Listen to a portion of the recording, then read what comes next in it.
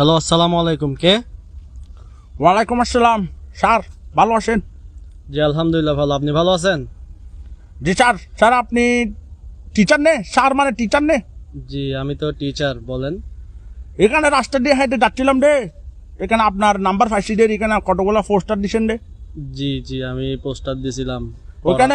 ওইখানে স্যার লিখা আছে রে, টাপড়ানো হয়।